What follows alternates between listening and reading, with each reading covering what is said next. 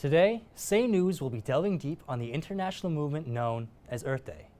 Get to know how your fellow students, young and old, are planning to celebrate.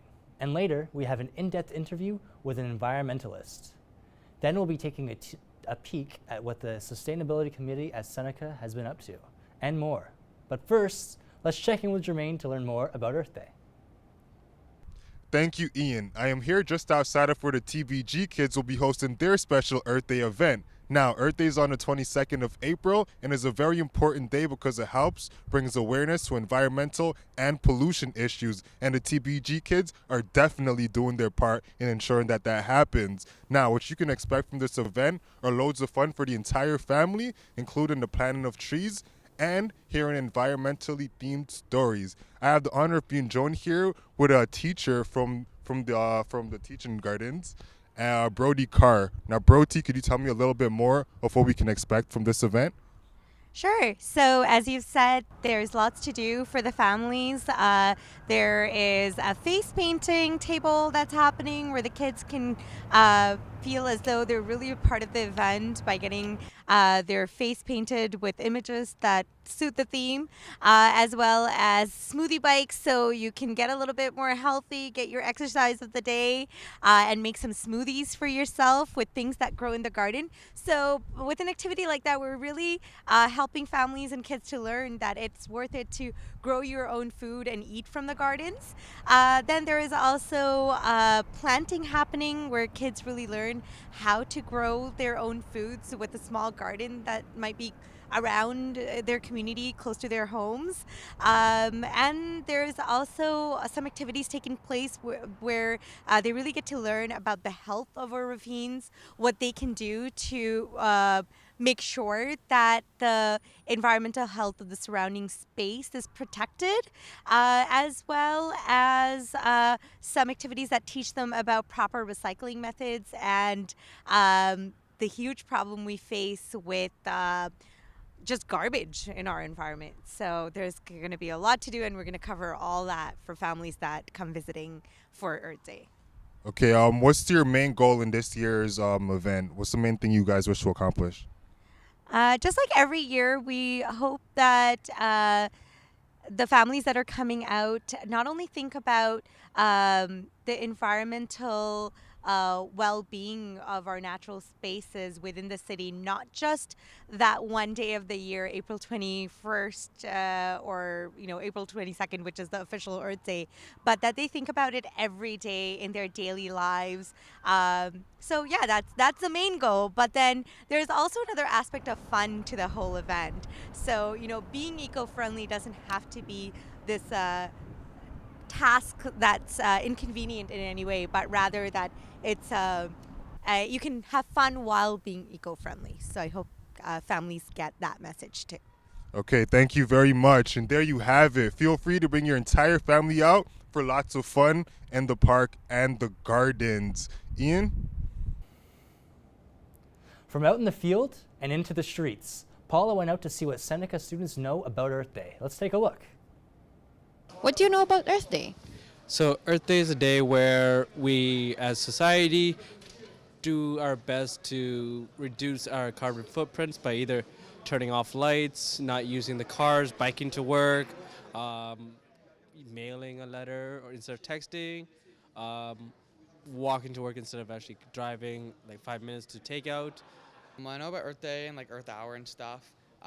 Unfortunately, I didn't do it this year, but yeah, I know about it. I think it's a pretty good day, like for appreciating the earth, like the planet we live on, and just spreading awareness that we need to take care of. Earth Day, I know it's a day that we should cherish and appreciate the earth that we live in. Well, that's your look here at Seneca. Back to you, Ian. Young people today are getting more involved in the fight for keeping the earth green, and their actions should be applauded. Let's check in with Bianca and find out what the even younger crowd have planned by visiting a school to see what they're doing for this annual celebration of the planet. Students all around the city are gearing up for Earth Day celebrations, and at St. Raphael Catholic School in North York, one teacher is leading the way with the help of a group of students that form the school's eco team. Do Earth Hour We look at ways to reduce waste, to recycle, to repurpose, and we have a lot of activities that lead up to Earth Day Expo. And the students involved in the eco team get to be leaders. They get to explore their own abilities to lead. Students from kindergarten to grade 8 are all hands on deck as they begin to prepare their booths for the school's upcoming Earth Day festivities. Students here at St. Raphael are taking their Earth Day celebration one step further by holding an Earth Day Expo right inside of the gym. Earth Day Expo is a day of sharing information, showing students some interesting facts about the Earth, facts about what they can do or tips about what they can do to promote healthy living and a healthy environment. Kate Lannon hopes that students can take what they learn from the Earth Day Expo and put it into action in their everyday lives outside of school. It can be as simple as teaching their family that, hey, we've just left the living room, why don't we turn the lights off, we're not using the room. Buying reusable water containers instead of using up plastic water bottles endlessly. Things like that they can inform their parents or remind their parents. I think the parents are aware, but they can play an important role in reminding their families about what we could do, the simple things that we can do. 8-year-old Isabella is doing just that. Instead of using a plastic bottle, I use a reusable bottle. St. Raphael's Earth Day Expo will be taking place on April 23rd. Bianca DeFrancesco, Say News Toronto. And now for the much anticipated interview with environmentalist Joyce McLean, a board member of the Toronto Environmental Alliance. Amanda got her input on what we can all do to help prevent global warming and make our ozone a little cooler. What we have to worry about is the rise of greenhouse gas emissions.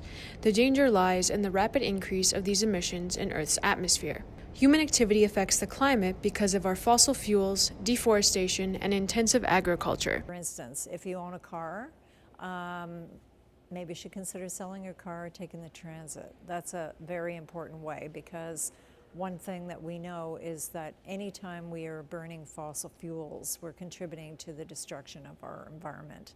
So if you can avoid that, that makes sense.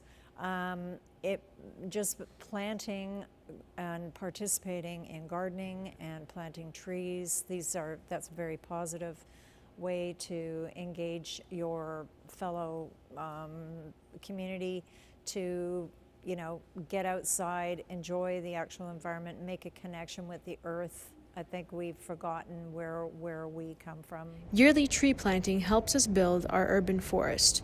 Urban forests provide many environmental benefits. The government has the ability by law to tell people and businesses how to behave.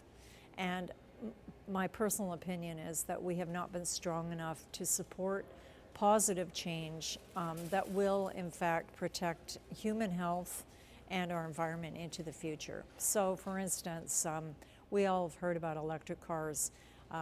That is a positive impact, but we still have congestion. So we need to be investing more in transit and ways to get people from A to B without necessarily having single vehicle use on the roads. Climate change has gotten worse in the past 10 years, and as a community, we need to do more in order to create a cleaner future for our planet. I'm Amanda Garaji for Say News Toronto. Back to you, Ian. We're going to hand it back over to Paula one last time to see what Seneca students are doing for their part to end global warming. What are you doing to help the environment?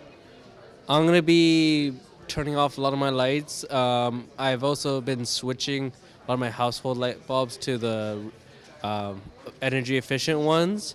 Been using there's a lot more technology into the energy efficient stuff. Eventually, when I have my own house, I might do solar panels or get myself a mini wind turbine, but that's in the future.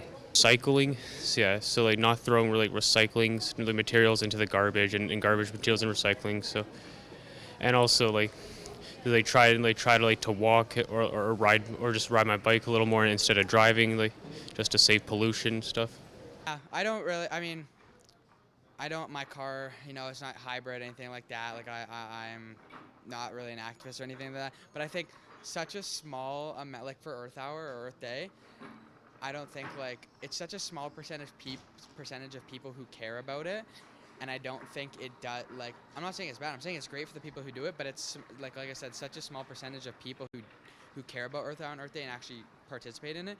That I don't think it does really change that much. By not polluting. Though not all Seneca students know much about Earth Day, at least they have their own little way in helping the environment. Ian? Gabriella sat down with an environmental scientist to get their view on Canada's carbon footprint. I'm here at York University in the Environmental Studies building, where topics like climate change are being researched. I met up with Dr. Mark Winfield to talk about what the contributions are to Canada's carbon footprint. Transportation counts for about a third, principally passenger transportation, basically cars and SUVs, although freight transportation is increasing a lot too by truck. That's actually been one of the biggest areas of growth. The second is industrial emissions, and emissions there are very strongly concentrated in the upstream oil and gas sector. Basically, that means the oil sands is where the major growth in emissions has been happening. Industrial emissions otherwise have actually been falling quite substantially over the past 20 years. And then the third major area is around buildings, residences, office buildings, and basically for space heating and cooling and lighting are the primary sources of consumption there, which translates into electricity consumption, and that translates into greenhouse gas emissions. Lowering Canada's carbon footprint is a priority all Canadians should keep in mind this Earth Day and all year round.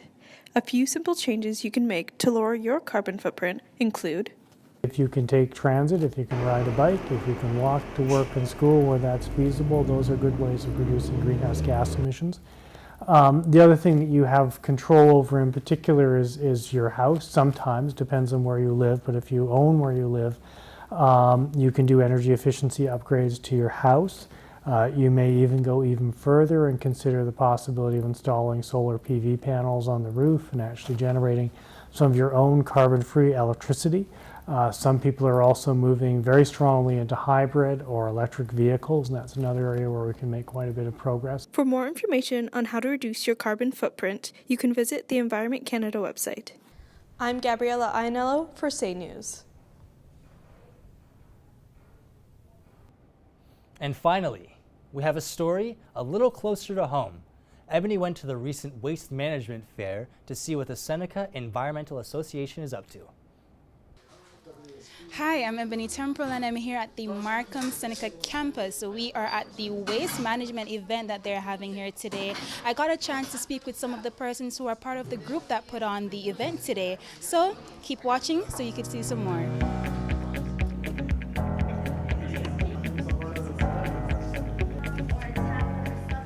It's called the Waste Management Innovation as an Alternative, and it's actually for National Engineering Month. It's part of OSET, and this event is to discuss an environmental issue. So the Seneca Environmental Association, like I mentioned, it's mainly to engage the students at Seneca with environmental issues. For National Engineering Month, we use them to engage students. They're also good for networking. They meet a lot of people from industry. We usually like to do a networking session. This time we did 3 of them. As breaks, they have coffee breaks and they get to speak with certain people that might interest them.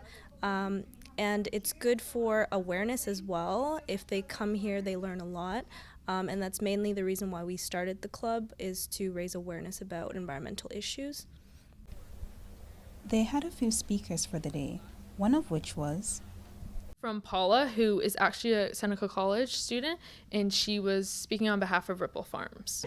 So Ripple Farms, was created by 2 grads from Seneca, from the Sustainable Business Management Program. 2 different generations. Basically, it's an aquaponics system. That means aquaculture combined with hydroponics. So how we integrate the fish to fertilize the water to bring rich nutrients to the plants. Occurring called nitrifying bacteria, converting toxic fish poop into healthy plant food. If you want, you can check out on our social media accounts. Instagram and Twitter is C_Seneca, and hopefully we're going to have a few really fun, cool events that Seneca students can participate in and engage with us about not only environmental issues, but Earth Day. That is going to wrap it up for us here today and our coverage of Earth Day. I hope you all enjoyed our presentation. Have a great day, and this is Ian Cheeseman with Say News.